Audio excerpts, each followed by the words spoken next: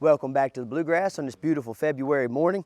I'm out with Hank. Hank is about a 6-month-old Catahoula Leopard Dog. Last month I made a video, Catahoula Leopard Dog, is it right for you? And in that video, first thing I said was that I am in no way pretending to be an expert on this type of dog, but luckily I did have some people that were very familiar with the breed join in the comment section. So if you want to go back and kind of get some general research in play, you can go back and read the comment section on that video, okay?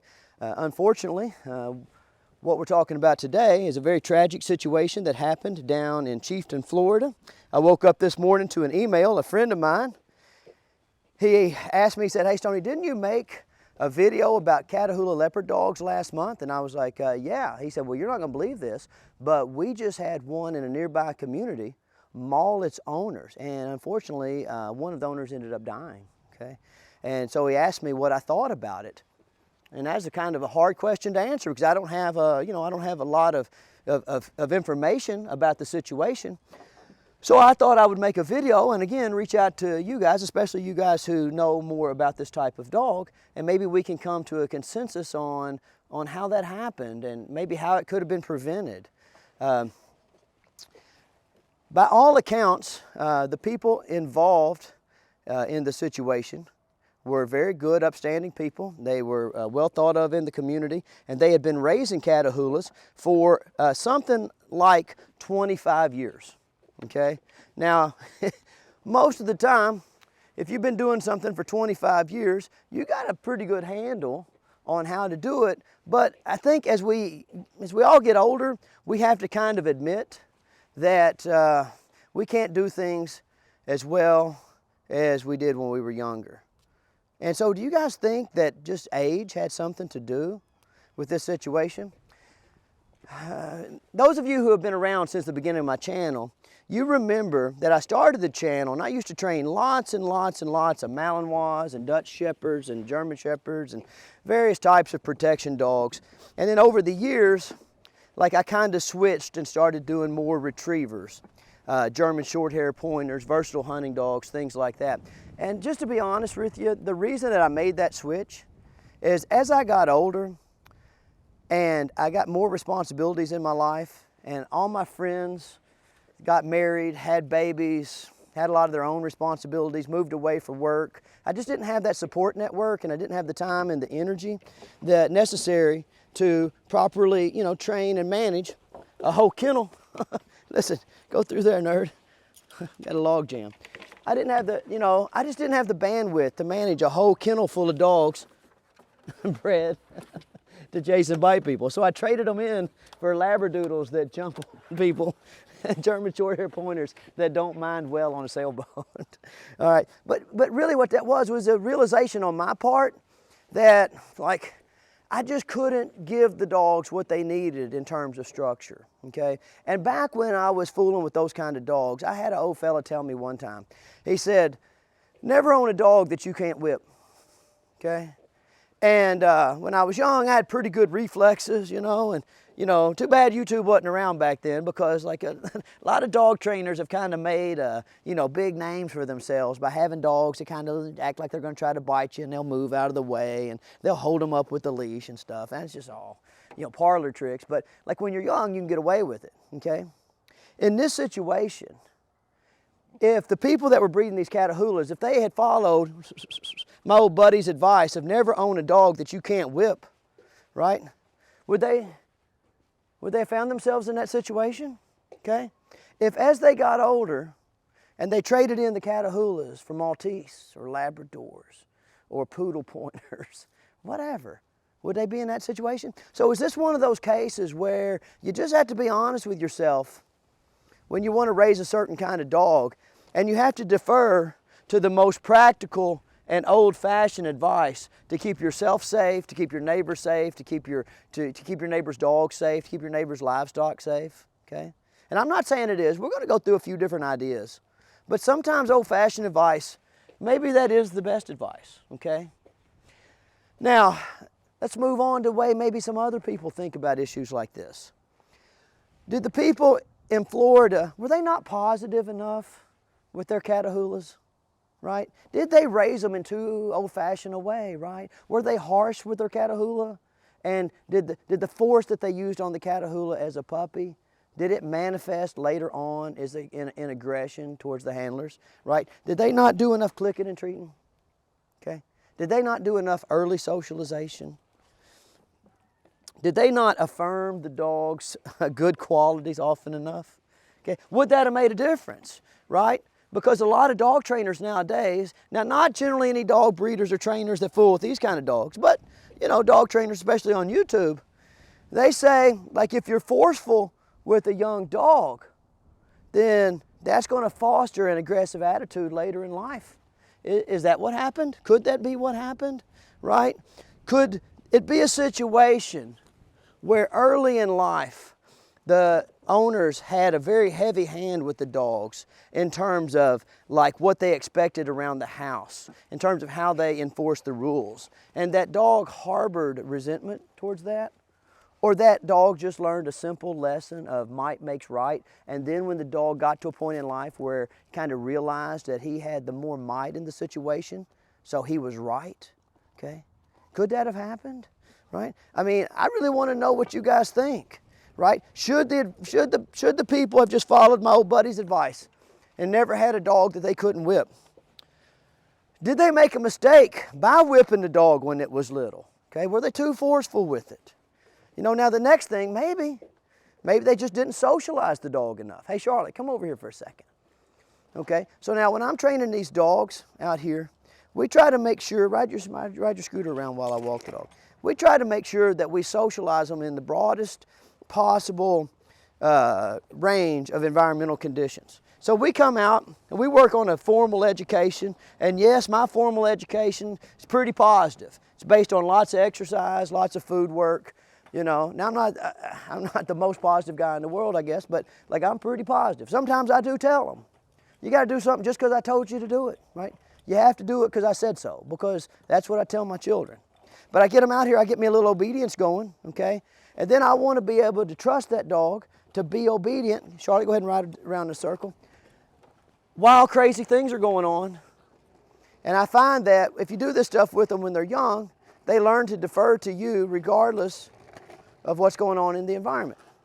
Now another thing we do, go ahead and you walk Hank. Another thing we do is we make sure to put the dogs in situations where they learn to enjoy a cooperative relationships with people who are less powerful than themselves. Even at 6 months old, Charlotte can't be dominant or force Hank to do things, okay? But what she can do is she can take part in a pattern of behavior that I've established where Hank understands that being cooperative leads to good things, okay? Now, were those people in Florida, were they, you know, fostering those cooperative relationships? Were they making sure that the dog got plenty of repetitions in, working in a cooperative manner with people who were weak, people who maybe were infirmed, okay? I don't know if they were or they weren't, but if they were, would that, you know, if they would have done that, do you think that would have made a difference?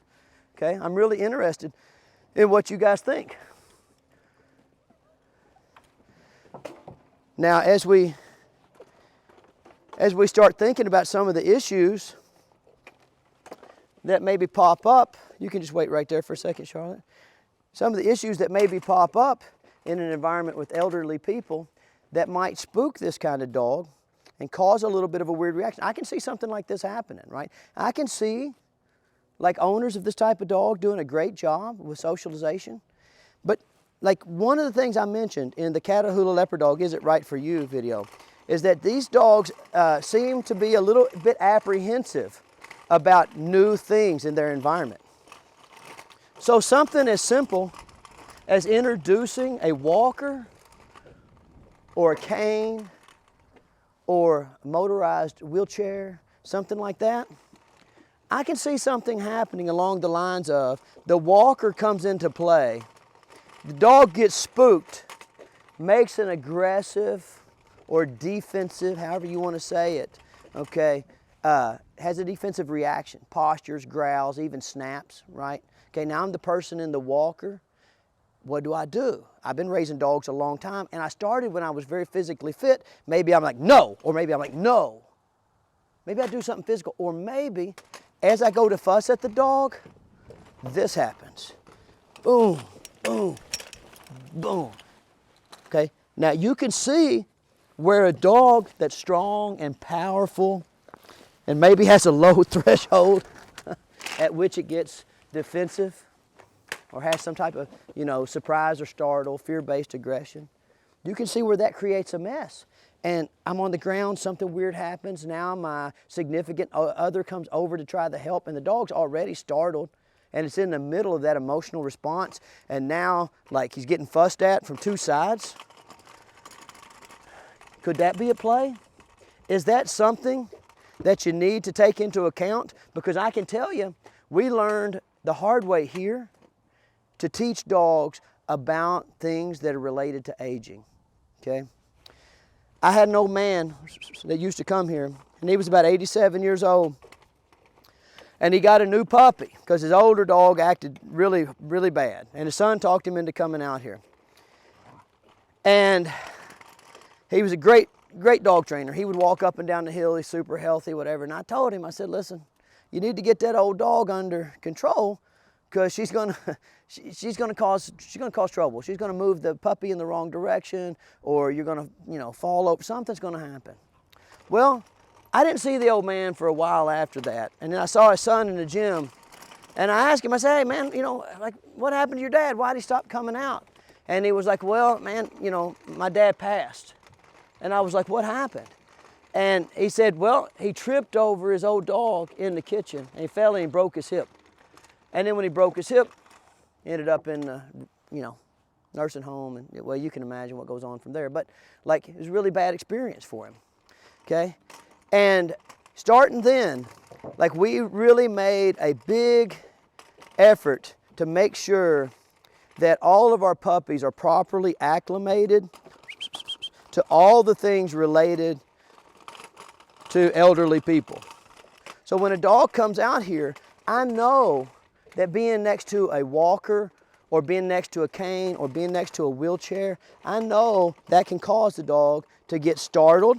And I also know, and this seems really unfair, right? But I also know when somebody comes down the hill on a walker, the dogs all bow up on them and growl and bark until they've seen it a few times, okay? And I know that sounds weird, but from the dog's perspective, if something's new, if something's novel, if something's startling, okay, it can be dangerous. Now, not all dogs, okay? Okay, Annie, come here. I mean, you're not going to startle this dog. Annie, get up here. Come on, up. You're not going to startle that dog and cause her to attack you or maul you or do anything. She might get under your feet, She might trip you on accident. She might bring something for you to fetch, and that creates some problem, but she's not going to maul you. But these dogs here, okay, when you got a dog that's bred to run off from your handler, to chase things, to bark, to bay, to hole up hogs in a holler, okay?